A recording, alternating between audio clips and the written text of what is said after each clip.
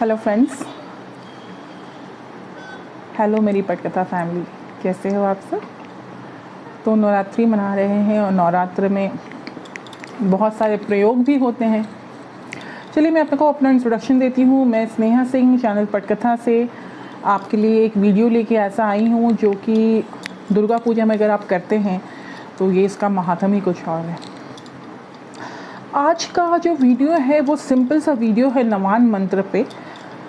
नवान मंत्र जो होता है उसमें 9 ग्रह की, मतलब अगर आप 9 ग्रह को चाहे तो किसी के भी इल इफ़ेक्ट को, किसी के ख़राब इफ़ेक्ट को ख़त्म कर सकते हैं।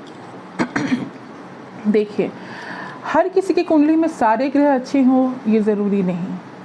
कुछ ना कुछ ग्रह दशा, क्योंकि देखिए हर इंसान को कुछ ना कुछ कष्ट है, वो किसी ना किसी ग्रह दशा के विपरीत चलने से या किसी ग्रह दशा के दोष की वजह से ही होता है।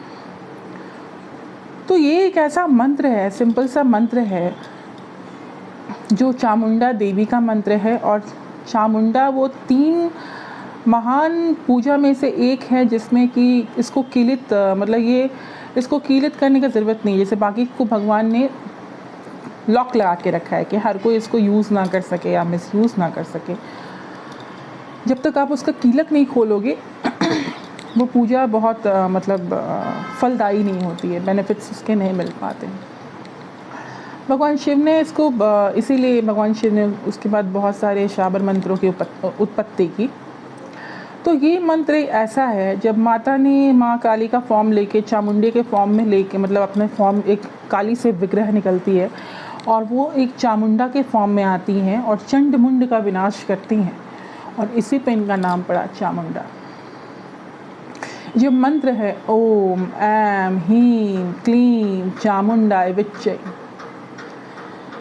ये उस 9 ग्रह का आपको इल इफेक्ट से बचाती है। अगर आप इसका जाप करते हो या 108 बार या कि जितनी बार भी आप चाहो, आप अगर पूरा दुर्गा पूजा में करना चाहते हो तो आप किसी भी 9 प्लैनेट्स के इल इफेक्ट, मतलब ख़राब दोष से आप बाहर आ सकते हैं। देखिए, सबसे बड़ी बात क्या होती है कि इंसान के जीवन में बहुत तरह के कष्ट होते हैं, बहुत प्रकार हैं इन सब का। तो इसमें जैसे जब माता ने, और जब एक बहुत अच्छी चीज़ बताना चाहती हूँ, मुझे याद आया, ये जो 9 जो प्लैनेट है ना, 9 जो ग्रह होते हैं हमारे, अगर 9 को किसी भी संख्या से मल्टीप्लाई करो, 9 के आपस में, जैसे 9 से 9, ठीक है, तो वो लास्ट में जोड़ उसका 9 आता है। 9 2 से 18, फिर 1 और 8 9 आता है, फिर 9 3 27, फिर 2 और 7 9 आता है। ऐसे ही करते करते आपके पूरे, अगर आप देखोगे 9 की टेबल्स में, आपको एक एक को जोड़ करोगे तो 9 आता है। तो ये 9 अपने आप में बहुत ट्रिमेंडस पावर है, ये बहुत ज़्यादा पावरफुल है। ये एक ऐसा मंत्र है जो कि बहुत इजीली आप जाप कर सकते हो और इसको समझ सकते हो। ये जो नवार्ण मंत्र है, इसीलिए इसको नवार्ण बोलते हैं। 9 जो है ना, ये सबको तार देता है। 9 जो ग्रह के दोष हैं उन सबको ये तार देता है। तो दुर्गा जो पूजा है उसमें अगर नवान मंत्र का जाप करते हैं, नवान मंत्र की पूजा करते हैं, सप्तशती का पाठ करते हैं, तो ये बहुत फलदायी होता है। नवान मंत्र एक अपने आप में ऐसी ऊर्जा है क्योंकि जब देवताओं को बहुत संकट होता था तो वो हमेशा मतलब शिव जी के पास, विष्णु जी के पास, ब्रह्मा जी के पास दौड़े चले जाते थे। उस समय में जब कुछ काम नहीं होता था ना, तो फीमेल एंटिटी, मतलब उनके सारे जो देवता है ना, वो अपने सारे तेज को एक जगह पुंज बना के, जैसे महिषासुर मर्दिनी का भी जन्म ऐसे ही हुआ था, तो ये पुंज बनाते हैं। और पुंज बनाने के बाद ये क्या होता है, ये एक शक्ति का रूप आता है जिसमें माता का, कह सकते हैं, मतलब कि माता जो फॉर्मेशन में फॉर्म लेती हैं। जिस समय माता महिषासुर मर्दिनी जब महिषासुर को खात्मा कर रही थी, मार रही थी, उस समय भी सारे देवों का तेज गया था, ठीक है।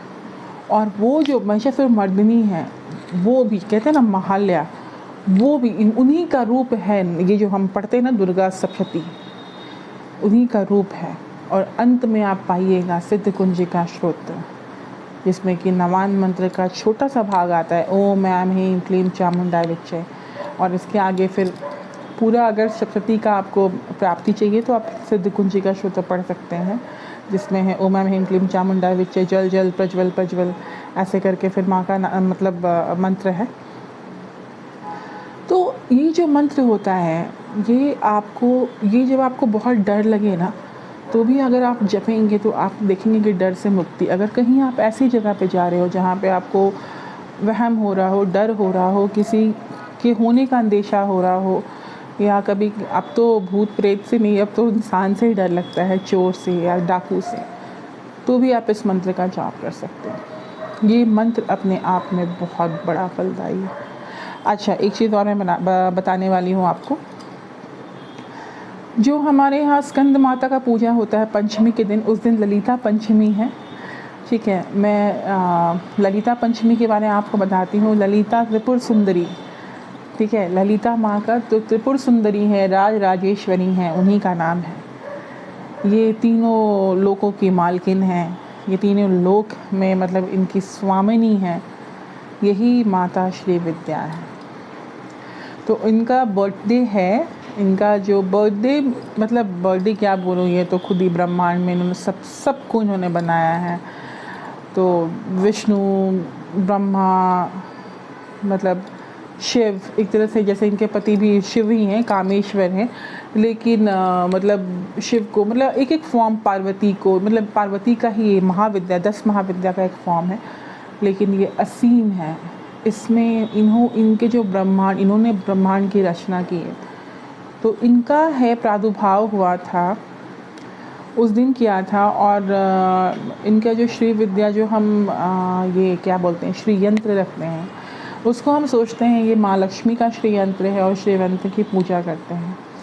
उस श्री यंत्र में भी 9 खाने होते हैं, और उस 9 खाने में यही श्री विद्या माता का होता है, जिसका नाम है त्रिपुर सुंदरी। ललिता पंचमी भी इसको बोलते हैं। तो बहुत बहुत आपको शुभकामना मैं पहले ही दे रही हूँ। ललिता पंचमी के दिन आप किसी भी कन्या का आप कुछ भी खिला सकते हो, कन्या को दे सकते हो। कन्या में माँ ललिता की छवि को सोचकर पूजा कर सकते हैं। ये बहुत फलदायी और बहुत प्रभावी हैं।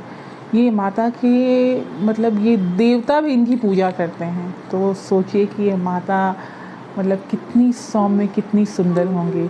उनकी रूप इतना सुंदर है कि मतलब हम इनकी गणना नहीं कर सकते, लेकिन फिर भी उनके रूप का वर्णन है।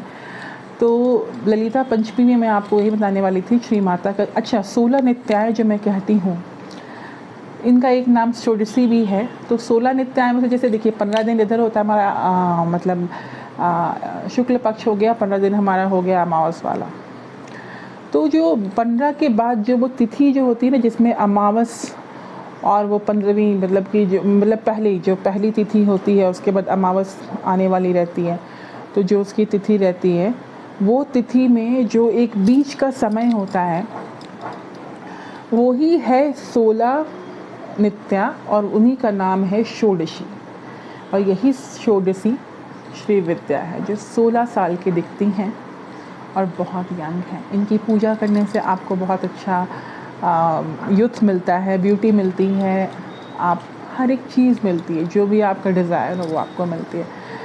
तो आपको आज ही मैं शुभकामना देती हूँ कि आपको ललिता पंचमी की बहुत बहुत शुभकामनाएं। ललिता पंचमी जो है ये मतलब ये हमारे 5वें दिन होते हैं, जिस दिन स्कंद माता का पूजा होता है। तो अगर आपको घर लेना है, गाड़ी लेना है, कुछ भी लेना है, आप इस दिन किसी भी चीज़ की रजिस्ट्री करवा सकते हो, आप लैंड की रजिस्ट्री करवा सकते हो।